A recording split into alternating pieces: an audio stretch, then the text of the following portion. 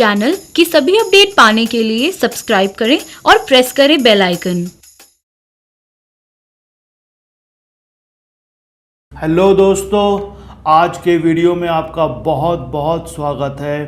आज बात करेंगे लॉन्ग टर्म इन्वेस्टमेंट की कि लॉन्ग टर्म इन्वेस्टमेंट में आपको किन किन बातों का ध्यान रखना है और कौन सी ऐसी 5 इम्पॉर्टेंट बातें हैं जो आपको लॉन्ग टर्म में ध्यान रखनी है। मुझे बहुत सारे लोग पूछते हैं कि सर हम लॉन्ग टर्म इन्वेस्टमेंट करते हैं या करना चाहते हैं तो हमें किन किन बातों का ख्याल रखना होगा, वो कौन कौन से नुस्खे हैं जो हमें ध्यान रखने की ज़रूरत है जब हम लॉन्ग टर्म की इन्वेस्टमेंट कर रहे हों। और इसी वीडियो के आखिर में आपको एक और बात बताऊंगा, बहुत ही इंपॉर्टेंट साइकोलॉजिकल, जो आपको किसी किताब में नहीं मिलेगी, तो इस वीडियो को आखिर तक देखिएगा। तो आइए चलिए शुरू करते हैं आज के वीडियो को और जानते हैं लॉन्ग टर्म इन्वेस्टमेंट में आपको किन किन बातों का ख्याल रखना है।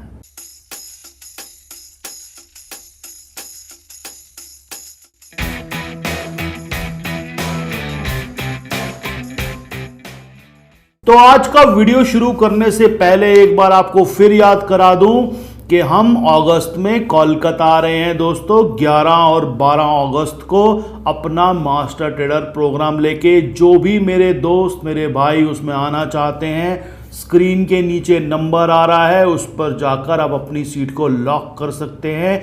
1 अगस्त जो है वो उसका अर्ली बर्ड ऑफर का लास्ट दिन है। कुल 4-5 दिन रह गए हैं और सीटें बहुत कम बची हैं। तो जो भी मेरे दोस्त आना चाहते हैं वो जल्दी से जल्दी जाएं और अपनी सीट को लॉक करें। और पूना के अंदर हम सितंबर में आ रहे हैं, 8 और 9 सितंबर को। तो उसके अंदर भी जो लोग आना चाहते हैं अपनी सीट को जाकर लॉक कर सकते हैं। तो आइए बात करते हैं अब हमारे आज के वीडियो की, जो हमारा टॉपिक है कि लॉन्ग टर्म इन्वेस्टमेंट जब मैं करना चाहता हूं सर, तो मुझे समझ में नहीं आता कि मुझे क्या क्या ख्याल रखना होगा। टीवी पे बहुत सारे लोग आते हैं, वो बोलते हैं इसको लॉन्ग टर्म के लिए ले सकते हो, इसको शॉर्ट टर्म के लिए ले सकते हो। मैं जो भी स्टॉक लेता हूँ उसमें मैं फंस जाता हूँ, फिर मैं उसको रख लेता हूँ लॉन्ग टर्म के लिए। ये अक्सर आप बातें सुनते होंगे अपने आसपास, और या हो सकता है आप भी उनमें से एक हो। लॉन्ग टर्म इन्वेस्टमेंट जो है वो ज़्यादातर लोग दोस्तों इस मार्केट में जानबूझ के नहीं करते हैं। मैंने एक वीडियो भी बनाया था कि चुनाव से होना चाहिए आपका फैसला, दबाव से नहीं। लॉन्ग टर्म इन्वेस्टमेंट जो लोग करते हैं वो ज़्यादातर उनके फैसले दबाव से होते हैं। वो स्टॉक को लेते हैं और उसमें फंस जाते हैं, फिर उसके बाद वो बोलते हैं कि हमने इसको लॉन्ग टर्म के लिए रख लिया है। लॉन्ग टर्म इन्वेस्टमेंट एक्चुअली एक आर्ट है। आपको इसमें कुछ चीज़ों का ध्यान रखना होता है। बहुत ही छोटी चीज़ें हैं ये, कई बार आपने सुनी भी होंगी, लेकिन आपने कभी भी फोकस नहीं किया उन चीज़ों पे, ध्यान नहीं दिया कि एक्चुअल में ये चीज़ें कितनी इंपॉर्टेंट हैं। आज मैं आपको बहुत ही शॉर्ट में बताऊंगा कि लॉन्ग टर्म इन्वेस्टमेंट जब आप चाहते हैं इंटेंशनली करना, तो आपको क्या क्या चीज़ें देखनी है। तो सबसे पहले हमको देखना होता है व्हाट टू बाय। हमको क्या लेना है जिसको हम लंबी अवधि के लिए रख सकते हैं। ये सबसे ज़रूरी चीज़ है दोस्तों। आपको लगेगा सर क्या बोल रहे हो, ये तो हमें मालूम है कि क्या लेना है, ये तो इम्पॉर्टेंट होता है। नहीं मालूम है आपको। आप जो चीज़ सामने आती है उसको ले लेते हैं और फिर कहते हैं मैंने लॉन्ग टर्म के लिए लिया है। व्हाट टू बाय सबसे इंपॉर्टेंट पॉइंट है लॉन्ग टर्म की जब हम बात कर रहे हो। ट्रेडिंग में आप कर सकते हो कि हाँ मैंने ये स्टॉक लिया, मुझे 20% आ गया, मैं निकल गया। ये स्टॉक लिया, मैंने 6% कमा लिया और मैं निकल गया। लेकिन जब आप लॉन्ग टर्म की बात करते हैं वहां पर व्हाट टू बाय सबसे इंपॉर्टेंट चीज है। लॉन्ग टर्म का मतलब है मैं 5 से 7 साल तो कम से कम देख रहा हूं कि ये स्टॉक मुझे रखना है। तो हम ऐसी कंपनी चुने जिसका बिजनेस मॉडल ऐसा हो और जो कंपनी ऐसी हो कि कम से कम वो 5-7 साल जिंदा तो रहे। आप देखिए पिछले 7-8 साल पहले जाके कई कंपनियों के आज आप नाम भी नहीं जानते हैं। आज हम जिस दुनिया में दोस्तों जी रहे हैं, मैंने पहले भी कहा है, ये टेक्नोलॉजी की दुनिया है और इसके अंदर बहुत चीज़ें जो हैं तेज़ी से चेंज हो रही हैं।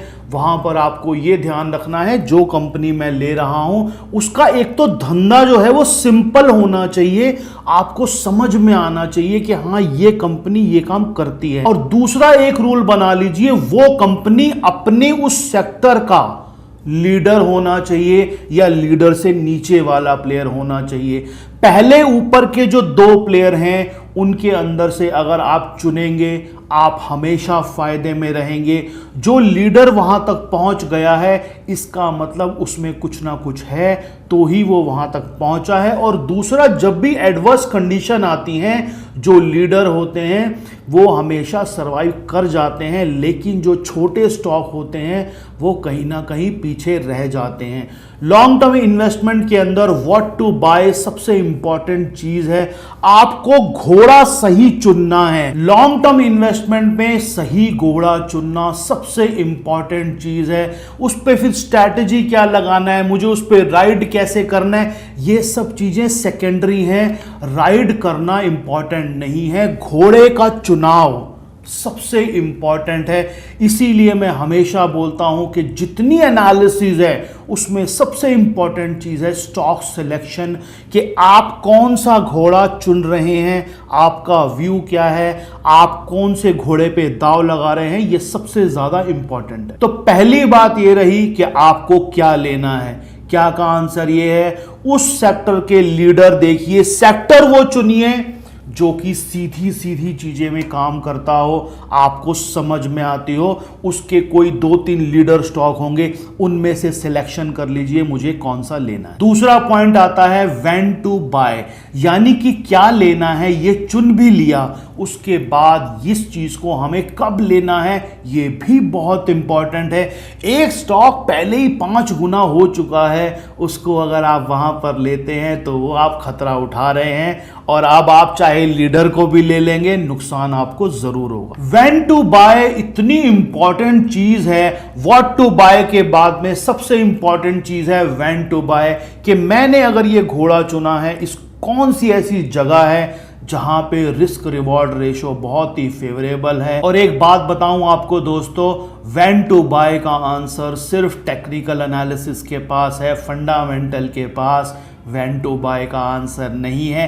क्योंकि फंडामेंटल सिर्फ ये जानता है कि ये कंपनी अच्छा कर रही है, ये कंपनी अच्छा नहीं कर रही, और जब उस स्टॉक में गिरावट आई होगी तो उसके फंडामेंटल खराब ही होंगे, इसलिए आपको वो बोलेंगे सर ये कंपनी अच्छी नहीं है। लेकिन टेक्निकल आपको बता सकता है व्हेन टू बाय। हमारे पार्टिसिपेंट जितने आते हैं प्रोग्राम्स के अंदर, हम उन्हें बताते हैं कौन सी ऐसी जगह है जहां पर आपको स्टॉक लेना है। अगर आपका चुनाव सही भी है और आपके लेने की जगह सही नहीं है तो आप उसमें मुनाफा नहीं कमा पाएंगे। सबसे इंपॉर्टेंट चीज है, मेरा घोड़ा अच्छा है लेकिन मैंने गलत जगह पे ले लिया। अक्सर करते हैं आप लोग ऐसे, घोड़ा तो चुन लेते हैं, चाहे किसी से पूछ लेते हैं, चाहे टीवी पे सुन लेते हैं, लेकिन लेने की जगह गलत चुन लेते हैं। ये भी उतना ही इंपॉर्टेंट है, आपको मालूम होना चाहिए मेरा रिस्क रिवॉर्ड रेशियो यहां पर क्या होना चाहिए। अभी सारे लोग हमारे प्रोग्राम्स में नहीं आ सकते, इसीलिए मैं आपको यहां पर एक हिंट दे देता हूं कि व्हेन टू बाय में आपको क्या करना है। कोई भी ऐसा स्टॉक जिसकी क्वालिटी बहुत ही अच्छी है, बहुत अच्छा ग्रुप है, बहुत ही अच्छी कंपनी है और बहुत ही अच्छे धंधे में है, वो कंपनी वो स्टॉक आपको अगर अपने हाई पॉइंट से 50 से 60% नीचे मिल रहा है किसी भी करेक्शन में, तो वो बहुत ही अच्छा एरिया है उसको वहाँ लॉन्ग टर्म में लेने का। अक्सर होता क्या है कि जब स्टॉक थोड़ा नीचे गिरता है हमें लगता है अब हमें ले लेना चाहिए, 5% नीचे मिल गया, 8 नीचे मिल गया, लेकिन दोस्तों अक्सर देखने में ये आया है कि जो बॉटमिंग आउट एरिया है वो अप्रॉक्सीमेटली हाई से 50-60% नीचे ही बनता है, चाहे कितना ही अच्छा स्टॉक क्यों ना हो। तो कोई आपको ऐसा स्टॉक मिले, मैं किसी का नाम नहीं ले रहा हूं, अभी भी मार्केट में बहुत सारे स्टॉक ऐसे मौजूद हैं कि वो अपने हाई से 50-60% नीचे मिल रहा है, तो वहां पर आपको उसको ध्यान देना है और 4 से 5 साल के लिए उसको लेके रखेंगे तो इस बात की बहुत संभावना है कि आप गलत नहीं निकलेंगे। तो हमने बात की क्या लेना है और कब लेना है। अब हम तीसरे पॉइंट की बात करते हैं, वो है पेशेंस।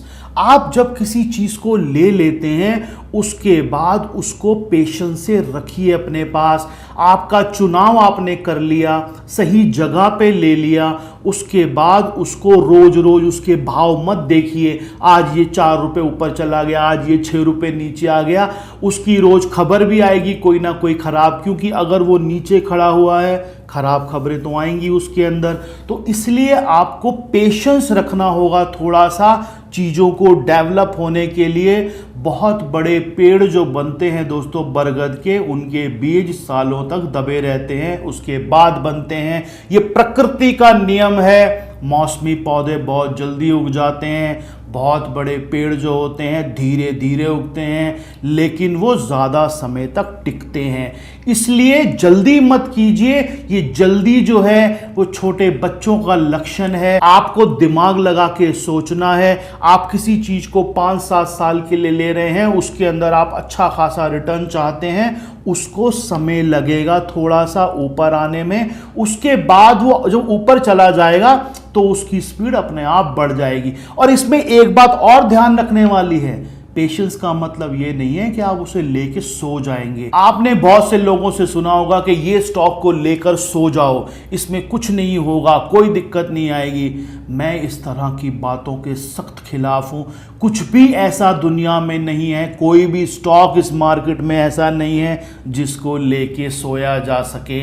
आपको उस पर निगाह ज़रूर रखनी है, आपको ध्यान ज़रूर रखना है कि मैंने जो देख के ये स्टॉक लिया था क्या वैसा काम कर रहा है, जो मैंने सोचा था वैसा हो रहा है या नहीं हो रहा। कहीं कंपनी ने अपनी कोई स्ट्रैटेजी तो चेंज नहीं कर दी है, कहीं कोई मॉडल चेंज तो नहीं कर दिया, या उसके कंपटीशन में कोई और तो नहीं आ गया, या वो इंडस्ट्री ही ऐसी है जिसके दिन जाने वाले हैं। तो ये चीज़ का ध्यान रखना बहुत ज़रूरी है। मैंने पहले भी 1-2 बार कहा है, नोकिया भी एक टाइम पे ब्लू चिप कंपनी थी, बहुत सारे लोगों ने उसको रिकमेंड भी किया होगा, लेकिन आज देखिए वो कहाँ पर है। और इसी तरह से आप वर्ल्ड में भी जाएंगे, इंडिया में भी जाएंगे, बहुत सारी कंपनियां ऐसी हैं जो ब्लू चिप थी लेकिन आज उनका नाम लेने वाला भी कोई नहीं है। इसलिए आपको निगाह ज़रूर रखनी है, पेशेंस रखनी है, और साथ में लगातार उसको वॉच करते रहना है कि जो आपका चुनाव है क्या उसी तरीके से वो चीज़ चल रही है या नहीं चल रही। और चौथा पॉइंट जो है जिसका आपको ध्यान रखना है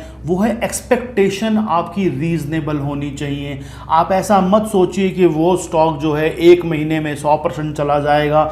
आपको ये मालूम होना चाहिए कि जो स्टॉक 1 महीने में 2 महीने में 100% चलते हैं वो फिर कहीं ना कहीं जाके रुक जाते हैं। एक स्टॉक आप देखते हैं आपने लिया, उसके 6 महीने बाद वो स्टॉक 4 गुना हो गया, अब फिर वो दोबारा 4 गुना नहीं होगा। इस बात का ध्यान रखिए, कहीं ना कहीं वो दोबारा नीचे आएगा, एवरेज आउट करेगा।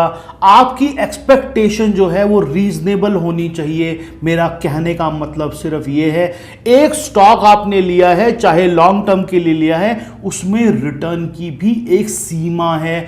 अगर आपको साल में एवरेज करके 30-35% का रिटर्न मिलता है तो बहुत ज़्यादा है ये रिटर्न।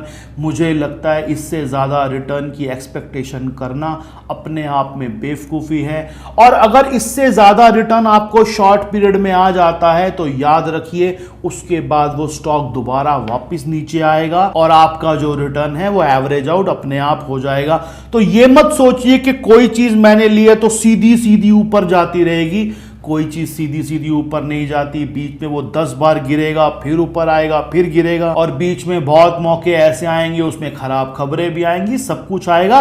तो ये सब कुछ पार्ट ऑफ द गेम है। आपको हर चीज का ध्यान रखना है और अपनी एक्सपेक्टेशन को जो है वो थोड़ा सा रीजनेबल बना के रखना है। और 5वां और सबसे इंपॉर्टेंट पॉइंट जो किसी किताब में नहीं होता, ये साइकोलॉजी से जुड़ा हुआ है और एक्सपीरियंस बताता है कि जब आप लॉन्ग टर्म की इन्वेस्टमेंट कर रहे हैं मार्केट के अंदर और आपके पास कोई और काम नहीं है करने के लिए, यानी कि आपका कोई जॉब नहीं है, आपका कोई बिजनेस नहीं है, या आपकी कोई दूसरी कोई हॉबी नहीं है, आप परेशानी में फंस जाएंगे। क्योंकि लॉन्ग टर्म इन्वेस्टमेंट के अंदर बोरियत होती है। ये बहुत ही बोरिंग काम है, दुनिया का सबसे ज़्यादा बोरिंग काम है इन्वेस्टमेंट करना, वो भी लॉन्ग टर्म के लिए। तो होता क्या है कि जितने लोग इंटेंशनली लॉन्ग टर्म इन्वेस्टमेंट में जाते हैं उन्हें ये परेशानी आती है कि उनको कुछ समय बाद लगता है कि अब हमारे पास तो कोई काम ही नहीं है करने के लिए, क्योंकि पैसों की एक सीमा है, आपकी भी सीमा है, मेरी भी सीमा है, झुनझुनवाला जी की भी सीमा है और मुकेश अंबानी की भी सीमा है। आपने वहां पैसा जो लगा दी उसके बाद आप क्या करेंगे? उसके बाद आप सिर्फ उसको वॉच कर सकते हैं और आपके पास कोई भी काम नहीं है। तो लॉन्ग टर्म इन्वेस्टमेंट में अगर आप इंटेंशनली जा रहे हैं, एक चीज का ध्यान रखिए, उसके साथ साथ कोई ना कोई काम आपके पास जरूर होना चाहिए करने के लिए।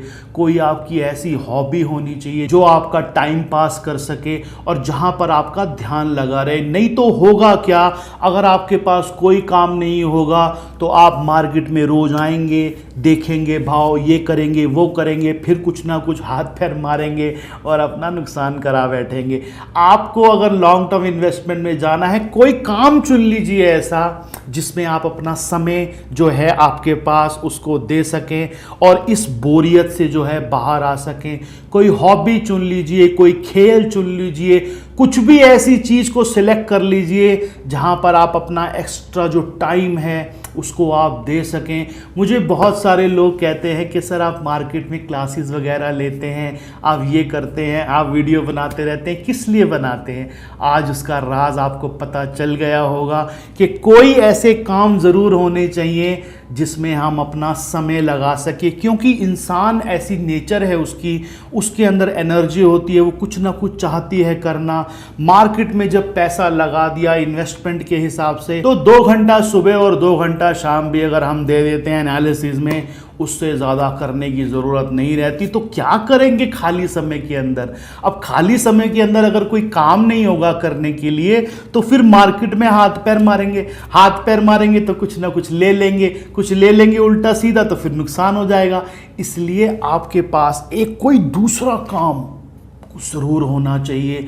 आप कुछ भी करिए, जो आपको शौक है वो करिए, लेकिन कोई ऐसा काम ज़रूर होना चाहिए जिसमें आप अपना समय दे सकें और उससे अगर आपको पैसा आता है तो बहुत ही अच्छी बात है, क्योंकि उससे आपका थोड़ा बहुत कैश फ्लो भी मेंटेन रहता है। क्योंकि जैसे एक वीडियो मैंने पहले भी बनाया था कि यहाँ पे इन्वेस्टमेंट में आपको एक दिन में रिटर्न नहीं आएगा, एक महीने में नहीं आएगा, सैलरी की तरह यहाँ पर पैसे नहीं आते हैं। तो आपके पास अगर कोई ऐसा काम है जिसमें थोड़ा बहुत कैश फ्लो भी मिलता रहता है तो वो बहुत ही अच्छी बात है, और नहीं भी मिलता है तो भी आपका समय अगर वहां जाता है तो ये भी कोई घाटे का सौदा नहीं है। तो जैसे आपने देखा होगा हमारे कमेंट सेक्शन में भी कई बार लोग लिखते हैं, देखो ये क्लासेस इसलिए लेते हैं क्योंकि इनको मार्केट से कमाई नहीं होती होगी, इसलिए इनके पास कोई काम नहीं है, इसलिए ये क्लासेस लेते हैं, ये अपने प्रोग्राम चलाते हैं।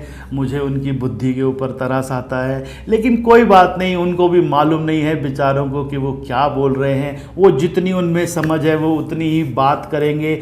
अगर मुझे अपने प्रोग्राम से दोस्तों पैसे कमाने हो तो ये कोर्स मैं 2 लाख रुपए में करवाऊंगा।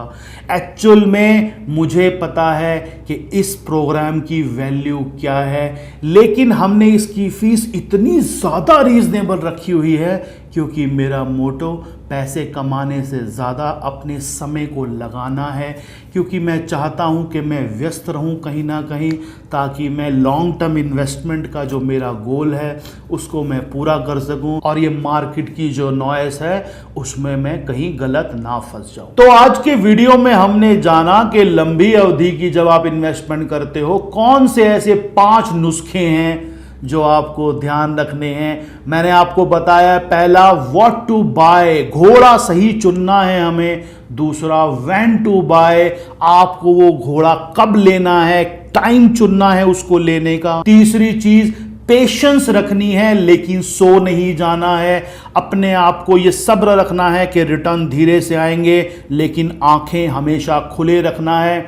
चौथी चीज एक्सपेक्टेशन जो है अपनी रीजनेबल रखिए।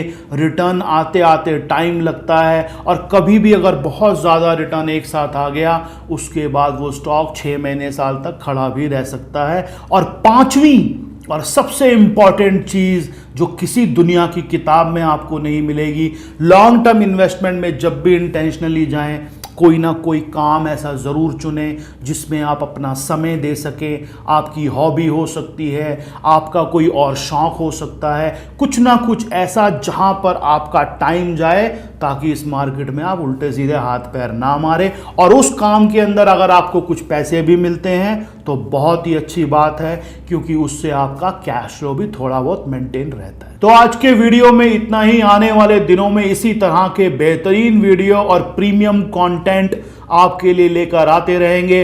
अगर आपको ये वीडियो अच्छा लगा मुझे जरूर बताइए, कमेंट सेक्शन में लिखिए, और कोई सुझाव आप देना चाहें जिस तरह के टॉपिक्स के ऊपर हम आने वाले दिनों में वीडियो बनाएं, मुझे इंतजार रहेगा आपके सुझाव का।